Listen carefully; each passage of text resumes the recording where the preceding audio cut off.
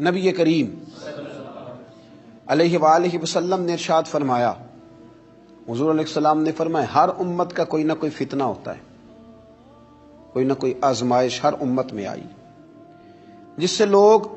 راہ حق سے بھٹک گئے، ان پر آزمائش آئی۔ ہر امت کا کوئی نہ کوئی فتنہ، ہر امت پر کوئی نہ کوئی آزمائش۔ تو محبوب کریم علیہ السلام فرمانے لگے، میری امت کا فتنہ مال ہے، میری امت کی آزمائش مال ہے، ان کے اندر مال آیا ہے، فتنہ آیا۔ حضرت عمر فاروق رضی اللہ تعالیٰ عنہ کا زمانہ مبارکہ تھا تو مال بہت زیادہ آیا تھا۔ حضرت عمر کے زمانے میں اللہ نے دولت بہت زیادہ عطا کی، چونکہ بہت سارے علاقے فتح ہونے لگے تو مال غنیمت ڈھیروں آنے لگا۔ حضرت عبد الرحمن ابن عوف رضی اللہ تعالیٰ عنہ فرماتے ہیں کہ جب بحرین سے مال آیا تو اتنا مال آیا، اتنا مال آیا، حضرت ابو عبیدہ بن جراح رضی اللہ تعالیٰ عنہ لے کے آئے، اتنی دولت آئی، مسجد نبوی شریف صلی اللہ علیہ وسلم میں مال کا ڈھیر لگا تو جو اونچے قد والے تھے نا وہ بھی مال کے پیچھے چھپ گئے۔ اتنا بڑا ڈھیر تھا کہ جن کا قد اونچا تھا، دراز قد تھے، وہ مال کے پیچھے چھپے ہوئے تھے۔ تو فرماتے ہیں کہ صبح صبح کچھ لوگ جلدی آ گئے نماز کے وقت میں، پتہ تھا کہ رات سے مال غنیمت آ گیا اور نماز ختم ہو گئی تو جا ہی نہیں رہے، ابھی بیٹھے ہیں۔ تو حضرت عمر رو پڑے، جناب فاروق اعظم روئے، اللہ اکبر، درد سا پیدا ہو گیا۔ حضور آپ رو کیوں رہے ہیں؟ فرمایا تم اس لیے رکے ہوئے ہو کہ مال آیا ہے؟ لوگوں نے عرض کی حضور ہاں بات تو ٹھیک ہے اور یہ صحابہ کا حق ہے، یہ سب لوگوں میں بٹے گا۔ حضرت عمر فاروق رضی اللہ تعالیٰ عنہ سے کہا جناب آپ شکر ادا کریں، آپ رو رہے ہیں۔ فرمایا تمہیں نہیں نہ پتا، میں نے اپنے نبی پاک سے سنا ہے علیہ السلام، حضور نے فرمایا میری امت کا فتنہ مال ہے، جہاں مال آتا ہے وہاں عداوت بھی آتی ہے، جہاں مال آتا ہے وہاں تلخیاں بھی آتی ہیں، جہاں مال آتا ہے وہاں لالچ بھی آتا ہے، جہاں مال آتا ہے تو وہاں پھر لوگ ایک دوسرے سے بٹورنا بھی چاہتے ہیں۔ جب تک جیبوں میں مال نہیں نہ ہوتا تو جو بھی پیار کرتا ہے ذات سے کرتا ہے، اور جب جیب میں مال آتا ہے تو پھر زیادہ تر لوگ جیب سے پیار کرتے ہیں۔ یہ امیروں کا کہنا تو ہوتا ہے کہ لوگ بڑا چاہتے ہیں جی بڑی اللہ کی عزت ہے، تو میں کہا کرتا ہوں ذرا دولت الگ کرنا، پھر اپنی حیثیت کا تعین کر کے تیری کتنی عزت ہے۔ یہ دولت کا لیبل ہے نا، اس کو ذرا اتار، خود پتہ چل جائے گا تیرے پاس کیا ہے۔ میرے نبی کریم علیہ السلام نے اسے فتنہ قرار دیا، یہ تو آزمائش ہے۔ لالچ کرنا، لالچ میں پڑے رہنا، لالچ کی طرف سفر کرنا، اور مطمع نظر لالچ بنا لینا، مطمع نظر۔ ایک بہت بڑے دولت مند کا میں ایک دفعہ اس کا انٹرویو اخبار میں چھپا تو میں دیکھ رہا تھا، تو کسی نے اس سے پوچھا کہ دولت کیسے کمائی، تو کہنے لگا جی میں نے 10 لاکھ والا کام بھی نہیں چھوڑا اور 10 روپے والا بھی نہیں چھوڑا، سارے کام کیے، بس کوشش کی کہ جہاں سے آ جائے اسے حاصل کر لینا چاہیے۔ اب کھل کے بات تو لوگ کرتے نہیں، حالانکہ بہت ساری جگہوں پہ اس بات کا ترجمہ یہ ہوتا ہے کہ نہ جائز دیکھا نہ ناجائز دیکھا، بس جہاں سے آئے، جتنے آئے، جس ترتیب سے آئے، شام کو یہ حساب ضرور کرنا ہے کہ آج میرے بینک بیلنس میں کتنا اضافہ ہو گیا۔ لوگوں نے دولت ہی کی طرف دیکھا، دولت ہی کو پرکھا، پیسے نہیں تو رو پڑے، جائیداد نہیں تو رو پڑے، مکان نہیں تو رو پڑے، جس دن 4 گاہک کم آئے اس دن رو پڑے، جس دن کام دھندا کم ہوا تو سارے زمانے کو بتایا کہ بڑی غربت ہے۔ میں کہا کرتا ہوں کہ جب اللہ تعالیٰ گاہک زیادہ بیچتا پھر بھی شور کیا کرو، جب اللہ تعالیٰ نوازتا ہے اس کا بھی اعلان کیا کرو۔ میرے بھائی، حضرت عیسیٰ علیہ السلام کا ایک فرمان بڑا ہی شاندار ہے، اس عنوان پر اگر ہماری سمجھ میں آئے تو ہماری طبیعت ٹھنڈی کر دے گا۔ اور جناب عیسیٰ علیہ نبینا علیہ الصلوۃ والسلام نے ایک بات کہہ کے کتنے سارے مضامین بیان کر دیے، اللہ کے پیغمبر علیہ الصلوۃ والسلام نے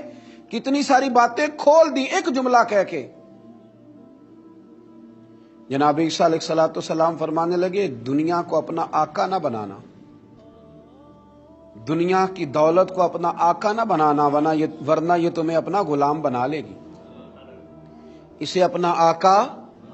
نہ بنانا ورنہ یہ تمہیں اپنا غلام۔ جنہوں نے دولت کو آقا بنایا اس نے پھر ان کو اپنا غلام بنا لیا، پھر بیچارے کروڑوں پتی ہیں پر سو نہیں پاتے ساری رات، اربوں روپیہ پاس ہے پر نیند سکون کی میسر نہیں آتی، چونکہ دولت آقا ہے نا، تو یہ وہ آقا ہے جو قابو آتا نہیں، یہ وہ آقا ہے جس سے دل بھرتا نہیں، یہ وہ والا آقا ہے جس سے لوگوں کی طبیعت سیر ہوتی نہیں، ایک کے بعد دو، دو کے بعد تین، تین کے بعد چار، چار کے بعد پانچ، یہ وہ والا پیالہ ہے جو کبھی پر ہو سکتا۔ محمود غزنوی رحمت اللہ تعالی علیہ نا خیرات بانٹا کرتے تھے، آپ کو پتہ ہے بادشاہ لوگ ہوتے تھے، دولت تقسیم کرتے تھے، تو محمود ایک دن باہر نکلے، سیر کے لیے جا رہے تھے بادشاہ سلامت، تو باہر نکلے تو کہا جتنے فقیر ہیں نا سب کو بلا لو، آج میرا دل ہے میں نکلتا جاؤں اور خیرات بانٹتا جاؤں، نکلتا جاؤں اور خیرات تقسیم کرتا جاؤں۔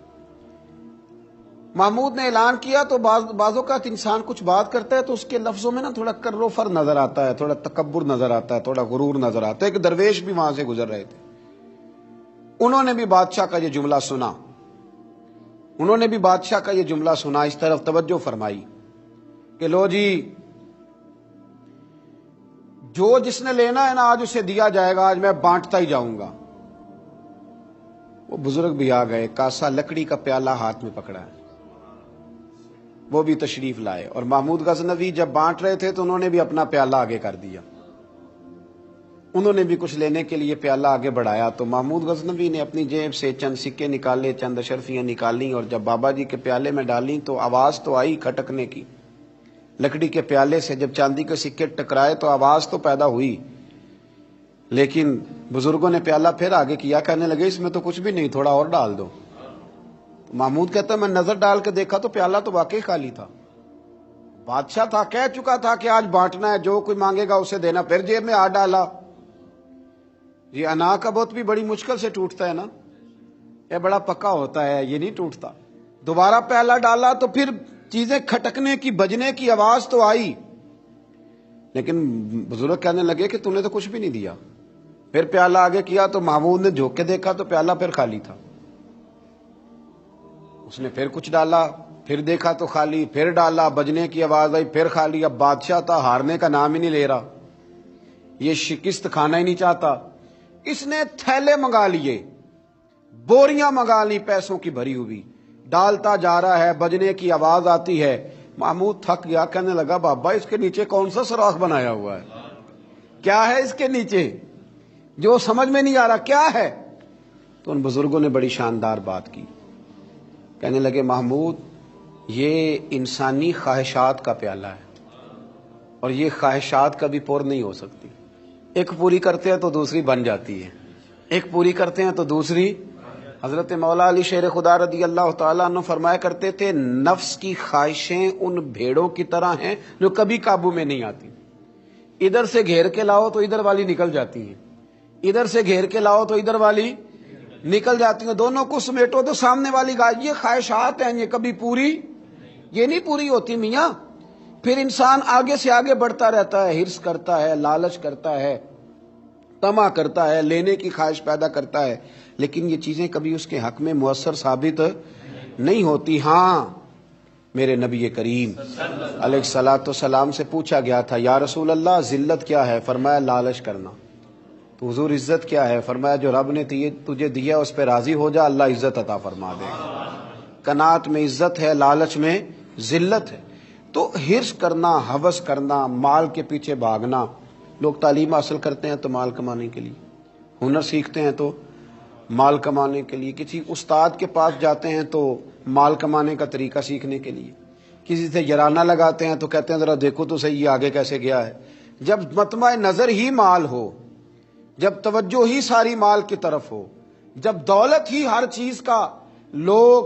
ماں حاصل سمجھ لیں اور مقصود اور مدعائی دولت کو بنا لیں، تو پھر انسانوں میں کمزوریاں پیدا ہوتی ہیں، روحانی قوتیں ختم ہوتی ہیں، پھر انسانوں کے اندر شوق، ذوق اور وہ ساری چیزیں کمزور پڑتی ہیں۔